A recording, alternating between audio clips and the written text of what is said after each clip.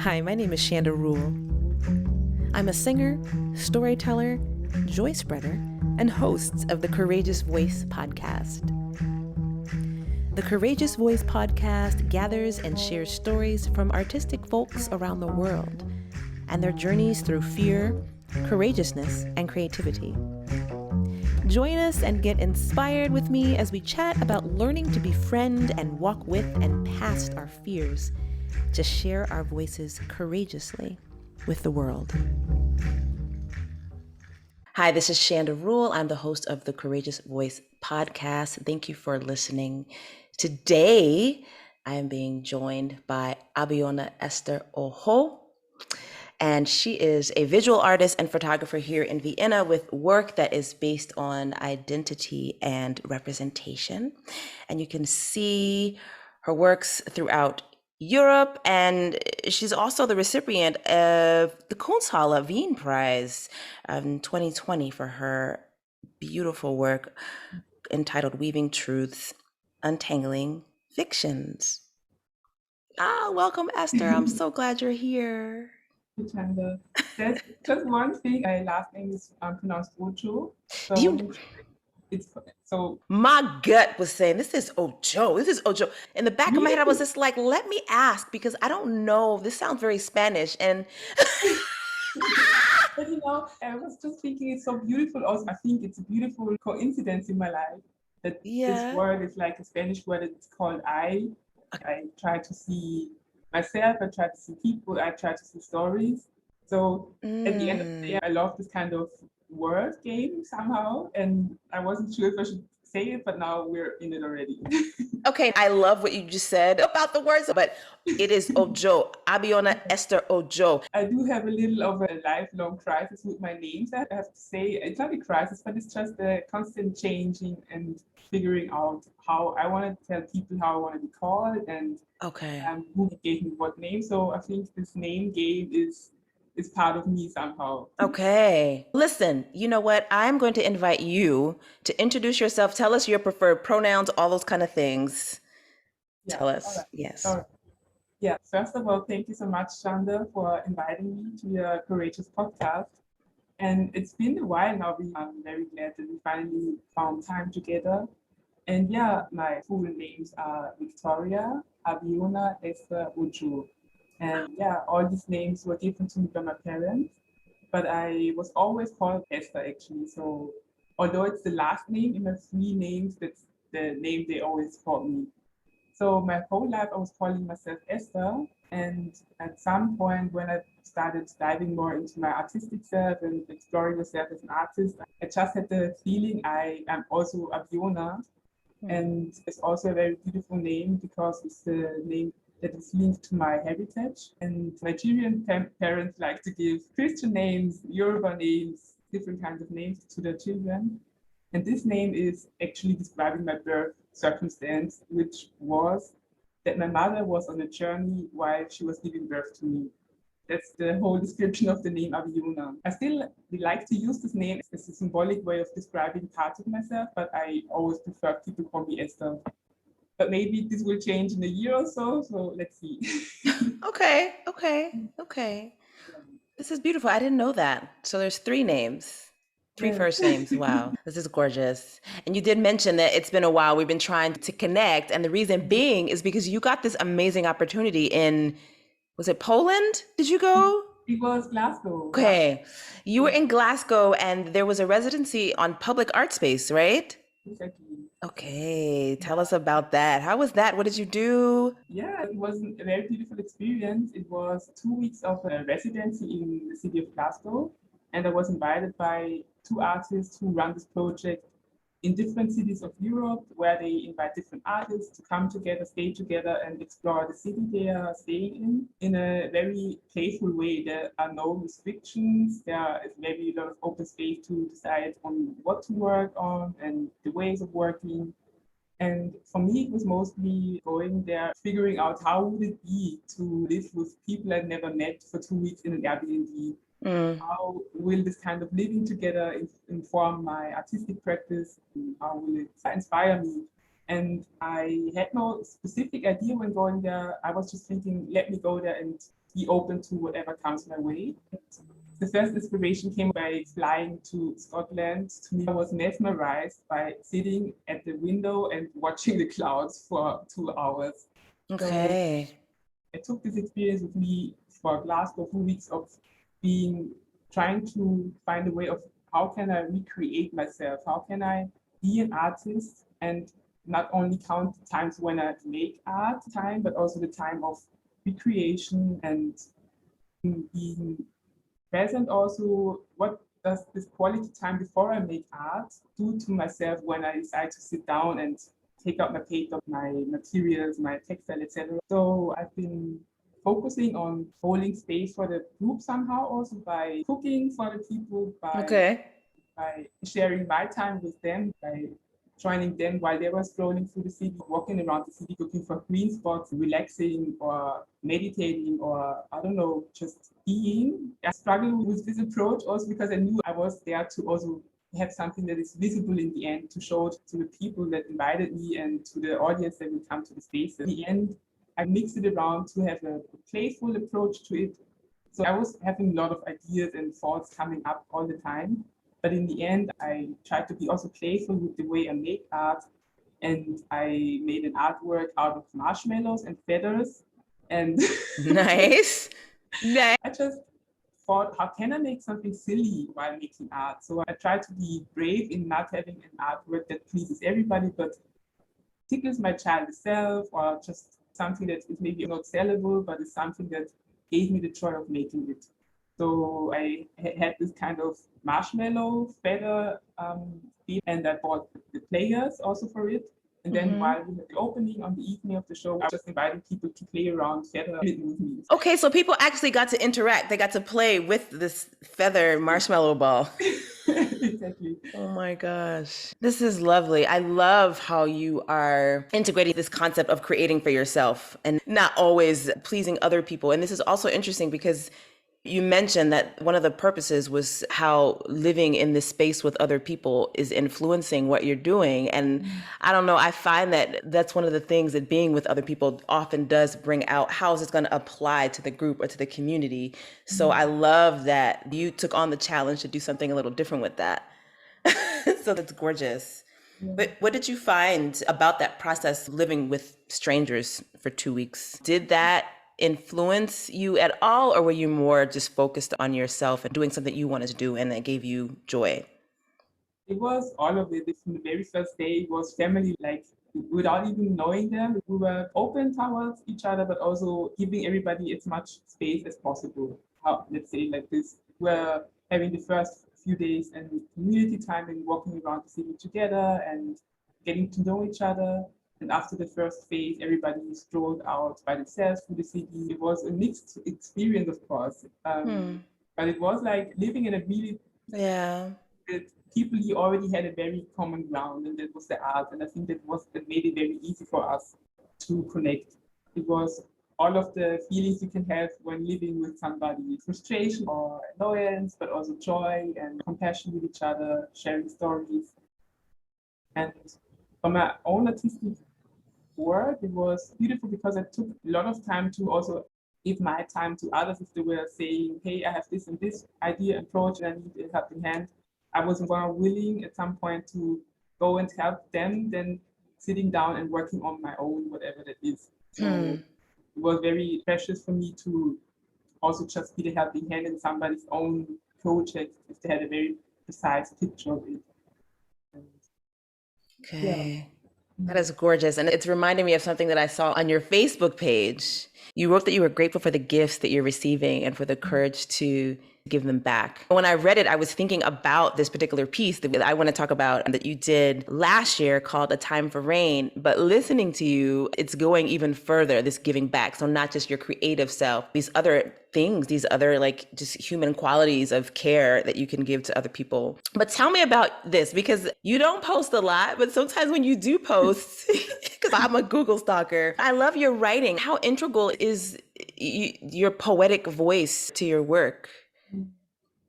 I actually just developing it. It's a beautiful synchronicity to be here on your podcast and to be courageous to share my voice, because I did that through my artistic work already in a different medium. I'm just learning the last few years to really embrace my voice, write out my thoughts and not be afraid of my own thoughts. And as you say, I don't post a lot. I also have this weird part of me that has a very long time resistances towards some things. And at some point, I think it's like the button is opening and then it just flows out.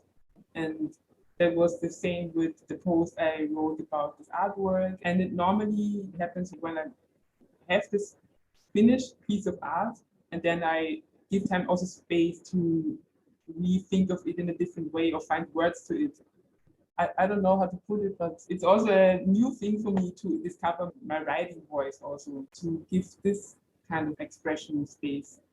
Okay, please continue doing it because it's so gorgeous and how you're wrapping this around. Even in this post, you were talking about imagination and you were talking about your dad who told you that your imagination was wonderful. This was in Hungary, right? Or was this here in Actually, Vienna? yeah, it was both. In Okay. Vienna, I was invited by Gallery Zinzinger to this artist residency in Hungary last summer. That is where I developed this work, and it changed throughout 2021 and 2022 until I showed it the second time in May. It was an intense process of also making this work because it was the summer after my dad transitioned and just left this physical space, to call it like this. I also had this opportunity. So he died in June last year, and I went to this residency in July, in August and September. So I was grateful to have space to go somewhere and grow. It was away from my family. At the same time, that there was also no pressure of the gallery side for me to produce anything at all. So it was a beautiful space for me to be and maybe come back after these 2 months with an idea that I want to continue working on, or maybe with something physical that I, in reciprocity, give back to them as well, because that's the way of their cooperation, inviting artists to these residency spaces and then asking them for a work. And this process was intense because the one thing very present on my mind, how can I get to live with this new reality of my dad not being here anymore, and processing everything of it and learning to also realize that there's more than this physical space we're living in. I know he's still there, it's the weird thing, but I'm still learning to let go of his physical presence and all the things that we went through together through my whole life, and even things that he went through before me are going through me, and I'm trying to process that.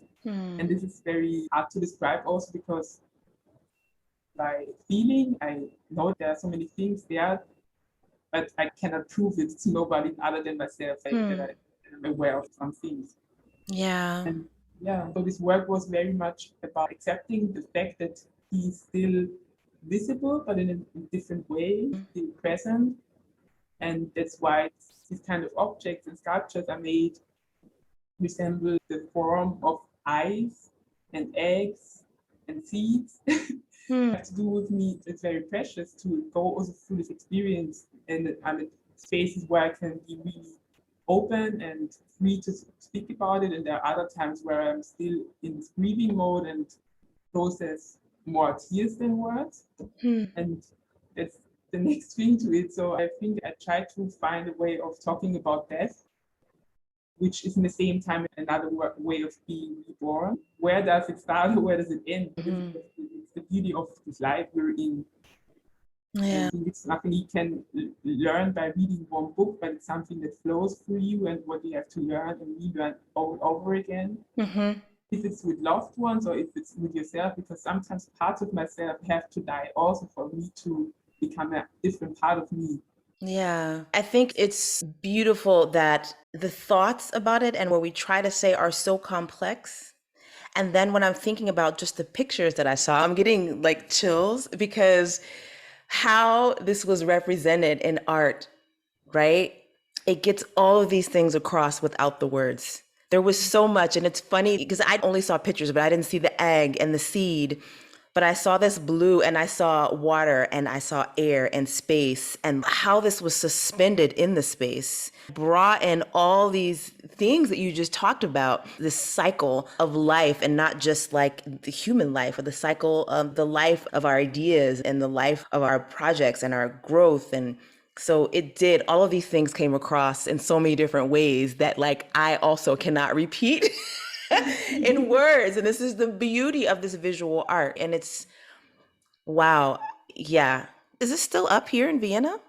No, it's packed in my storage. Ah, but you'll show it again. I hope so. I continue working on this. So for now, I had a little bit of a break, and now I have more energies again to go back to it. Ah, this is so beautiful. And I do want to add that Esther just finished school 2 years ago. So this is like insanely incredible, right? And in the same year that you finish, you get this amazing prize, right? And so since I'm from the States, a lot of the listeners are also from the States. So if you don't know what Kunsthalle is, it's an institution here in Vienna for international contemporary art. It's a big deal. It's a big deal. And so you have this prize of this work. Please tell us about this. I'm going to say it again. It's Weaving Truth and Untangling Fiction. This is like textile art, there's photography. You tell us about it, because this was amazing. This was my first time seeing your art aside from photography. And I'm telling you, you right now is blown away. I'm like, oh my God, this is amazing. Okay, I'm going to stop talking. Tell us about this piece. Thank you, Chanda. Thank you. Yeah, this artwork it's a lifelong project also to me, because it's in the next thing. I don't even know where to start or where would this end, because this project was the diploma work of my studying time at the Academy of Fine Arts. And both the Academy of Fine Arts and the Angewandte, there are two different art institutions in Vienna. They give this artist prize every year to one student of each the universities. I finished my diploma work with a topic that is very close to my skin. it's beneath my skin, it's underneath my skin actually. It's about hair, it's about my hair, it's about hair of people who face the same life realities like me, or who can identify some part of who are Black people who have this experience of being the topic of hair very present in their life. Since the academy, since I started studying, I had finally the space, or it was a little bit of both, to explore things that were very personal to me, that were very private to me.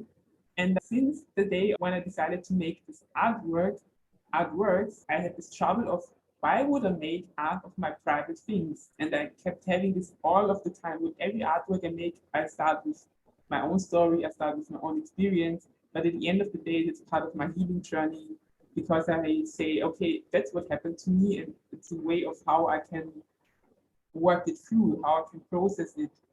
So I was thinking about my hair since forever, and I already made different photo projects about hair. But for my diploma show, I decided I wanted to document my friends, my family, people that dare to be open to me. I wanted to document them while they take care of the hair, while they take care of somebody else's hair, while they go to the hairdresser to get their hair done. And I wanted to show these processes because there are many processes involved behind a beautiful hairstyle. I wasn't just satisfied by taking beautiful pictures of beautiful people with the beautiful hair, although I also loved that, but I wanted to really try to document the processes of hair braiding, the washing, the oiling of hair scalp, all of these little things that we need to do to make our hair be healthy, actually, and also only our hair, but our whole well-being. I had this interviews with the people I was taking time with. So I interviewed them, I was asking them questions, or they were just speaking freely to me. And then I took pictures, and all these pictures that were taken, I had to find a way of presenting them. And that's also the big thing about art always. How do you present the things you made? And for me, it was very clear in the beginning, I need to show these pictures on the medium I'm talking about. So I made the textile sculptures that resemble hairstyles or even forms out of nature, which is the same somehow. And our curls are like part of nature, and hairstyles are so diverse somehow. I just took different kind of hairstyles and I printed the pictures I took on the fabrics, and I created large scale sculptures that kind of represent a really huge hairpiece like a bantu knot or a big twist or braid. And the more I explored and played with it, the more I could free myself also to have a perfect format. So in the end, I was having a lot of fun in actually showing very intimate photographs of people in their private spaces, taking care of themselves, being very vulnerable. And at the same time, while making the sculptures, I could decide, I printed this picture on the art piece now, but at the same time, I can braid it and hide it again. So it was always a play of showing intimacy and hiding it again from the public eye, the public view. It was also the big topic of Afro hair somehow, that people with Afro hair are used to. We have questions about our hair or have all these weird experiences of people touching our hair and all these things. And it's a debate also in public spaces. So in the US, even more, I think, in a public space than in Austria. I've heard people also speaking in Austria about hair policies at some places, but not in the way I know it's happening in the US or even in African countries. So this is a very political topic actually, which is weird because it's so private and personal choice also. Yeah, you're right. I haven't heard it much here, but I expect it to. I think that my time in Europe has not been so long, but just in the States, I know that, I mean, it's been more than 20 years, but let's say if we go back to past 40 years, that like people have really been getting out of straightening their hair and things like that. And the more people push those, there's really not boundaries. As you said, it is a personal choice. But the more people go out of those boundaries that have been like, I guess, standardized based on white hair, the more we go out of those things, the more kind of pushback people have gotten in certain places. And that could also happen here because I do see different trends in Black hair here also that I didn't see even 10 years ago. So yeah, but I love that you're doing that. The exhibit was so gorgeous. It was beautiful. And also, I'm seeing that this work that you're doing is also stepping out of just visual arts because you did something this year called de-transformation, this diversity in decision-making positions in public sector. And I didn't know about it, but I saw it when I was Google stalking you. And that you curated this event. So does this tie in at all to that creative work, or is this something totally different? Yes and no. So I was invited also a year ago to be part of this curational team to organize this one event in a bigger framework. And it was the first time for me to curate in this format at all. So I was a little bit hesitant to even say yes to this opportunity. At the same time, I was, what's the word? Curious. Yes. Yes. To explore, okay, what's waiting for me there to go into this direction and learn about myself. So it was a process of me exploring a way of thinking about concepts and processes in the diversity world, because the project was a lot about how Austria can become a place with more diverse perspectives in all these bigger art institutions. And I think I was especially invited from my own perspective as an artist to speak on the issues that artists have with these institutions or the struggles or the barriers. Even if I never curated, I think my perspective was, of course, unique. And I learned so much about how to be organized in a teamwork, because that was the biggest struggle to get together and work on an event where there's a lot of theory in place. And where you also have to find a way to not only stick at the theory, but also bring more practice in it.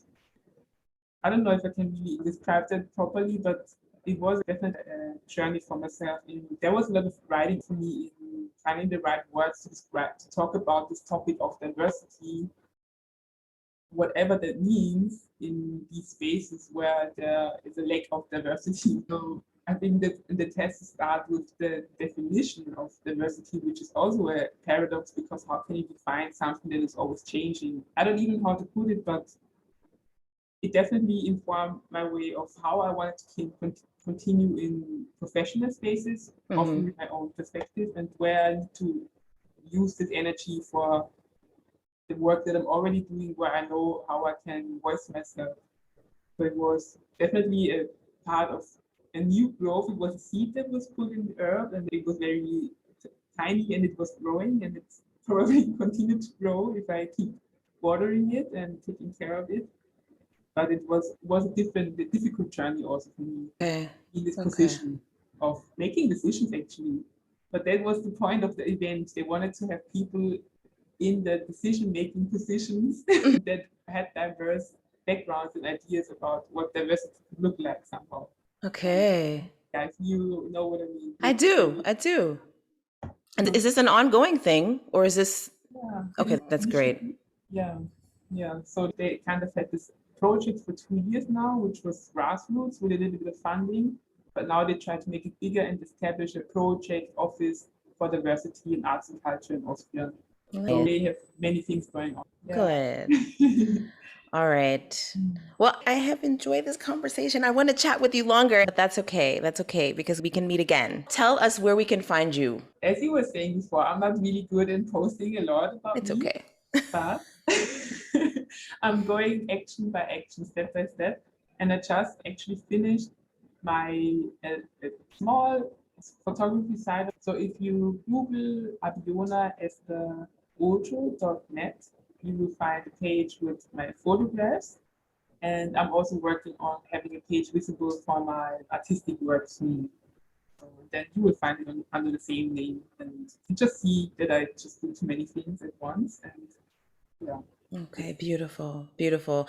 And if you also just Google the name, you will get a lot of information. You'll get to see this beautiful work, these different exhibits that have been featured around the world.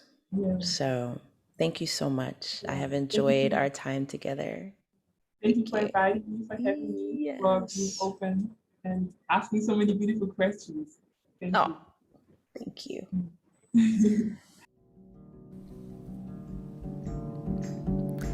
The Courageous Voice podcast is a collaboration between Connect.Faith and me, Chanda Rule. Music is by Ike Sturm and production by Jess Burchett. Thanks for listening.